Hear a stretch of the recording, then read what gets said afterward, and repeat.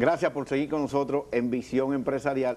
Y estamos en el debate de la semana. Y en este debate de la semana me da mucho placer poder conversar y tener como invitado a una persona bastante especial, una persona del mundo académico de la República Dominicana. Estamos hablando del doctor Miguel Escala Figueredo. Doctor, gracias por estar en Visión Empresarial. Gracias, Franklin, por la invitación. Ustedes saben que Miguel Escala es el rector del Instituto Tecnológico de Santo Domingo, el INTEC, una de las instituciones más prestigiosas en términos académicos de la República Dominicana y me imagino también que del área del Caribe y parte de Latinoamérica.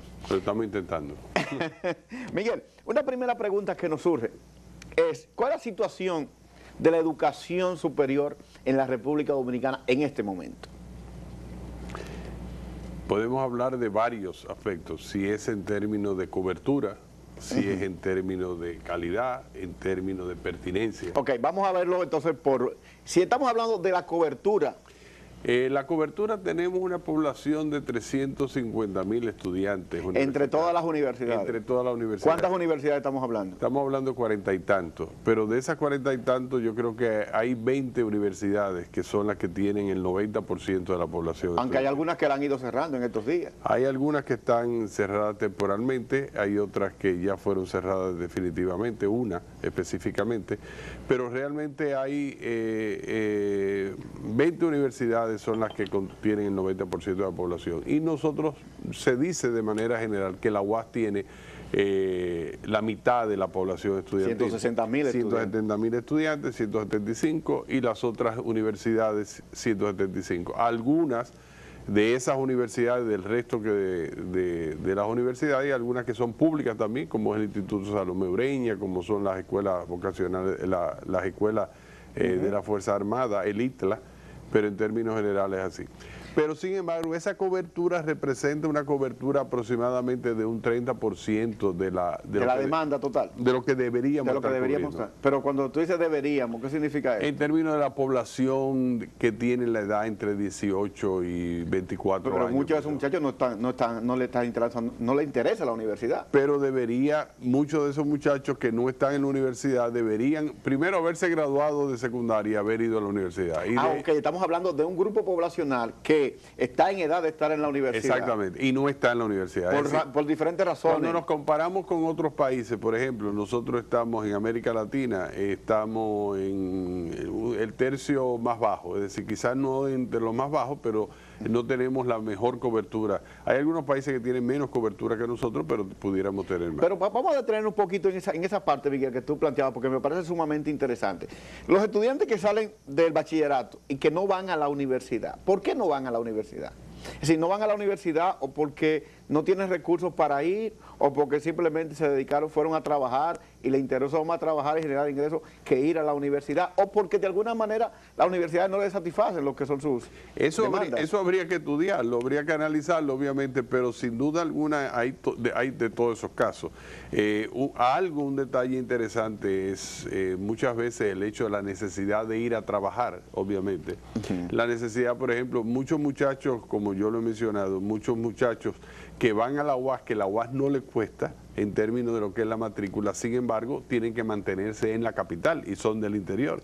Entonces, venir a la capital, eso tiene un costo. Es un costo. Exactamente, pero hay una serie de elementos que por ejemplo, ya salió en el periódico, creo que fue ayer o antes de ayer, de que ya en San Luis ya está el Community College que se va a hacer en San Luis, ya está terminado. Es el que financió el despacho de la primera dama. El gobierno. Entonces, de alguna forma va a ser el primer Community College. Eso responde a una población muy específica que quiere en 2 años incorporarse rápidamente al mercado de trabajo, que realmente lo que muchos países le llaman no es educación universitaria, sí es educación postsecundaria. Es decir, una educación que va después de la universidad y que obviamente se puede después entrelazar con la universidad para fines de continuar, pero normalmente eso está más dirigido al mundo del trabajo. 40 y pico de universidades, 42, 43 universidades, para un país pequeño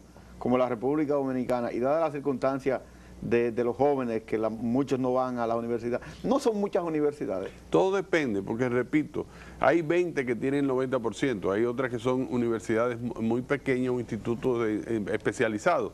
Por ejemplo, Barna, que es una universidad muy especializada en programas de negocio, cuenta entre las 43. Las escuelas que tienen que ver con las Fuerzas Armadas de preparación militar y policíaco cuentan entre las 43.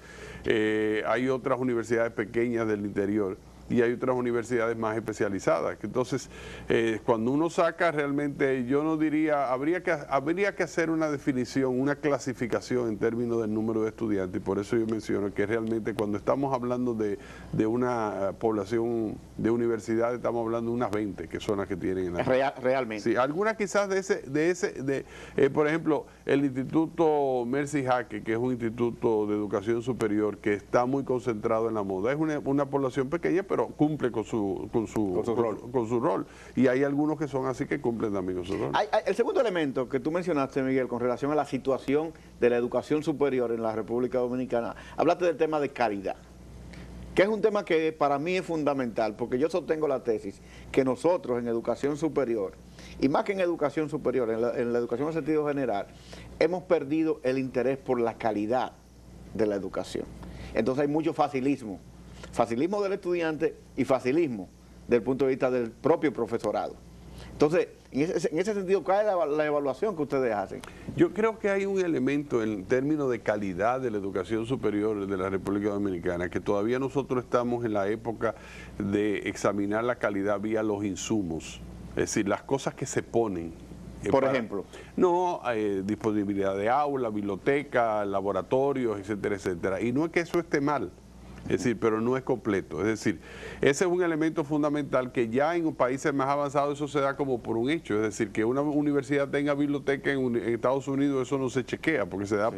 Es decir, pero aquí, es un dato. Exactamente. Aquí universidades sin biblioteca existen, es decir, universidades sin los laboratorios adecuados existen, universidades, por ejemplo, sin aulas. O sin espacios alrededor de la universidad. O sea, hay una serie de elementos y sin profesores con ciertos niveles, etcétera, etcétera. Entonces, eso es la parte de los insumos.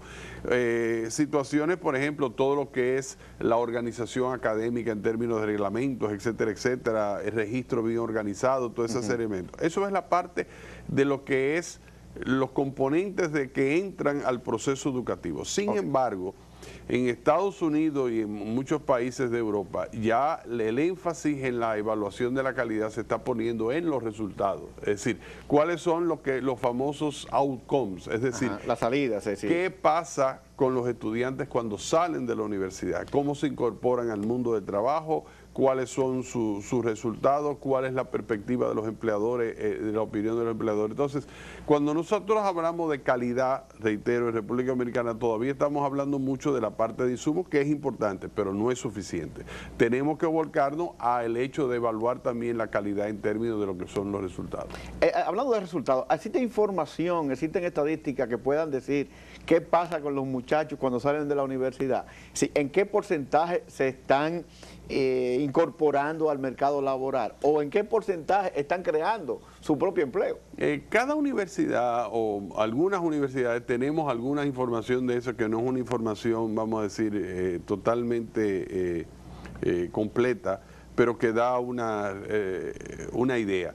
Hay una investigación, hay un cuestionario implementado desde España por la Universidad Politécnica de Valencia, que algunas universidades dominicanas queremos implementar en el país, que se llama el ProFlex, que lo que ellos hacen es evaluar los estudiantes que tienen 5 años de graduado. Es decir, cada año evalúan los que tienen 5 años de graduado. Se supone que esa cohorte a los 5 años tiene que estar inserta o no inserta en el mercado de trabajo, en donde uno se puede evaluar de mejor manera cuál ha sido el resultado en términos de la inserción al mercado de trabajo.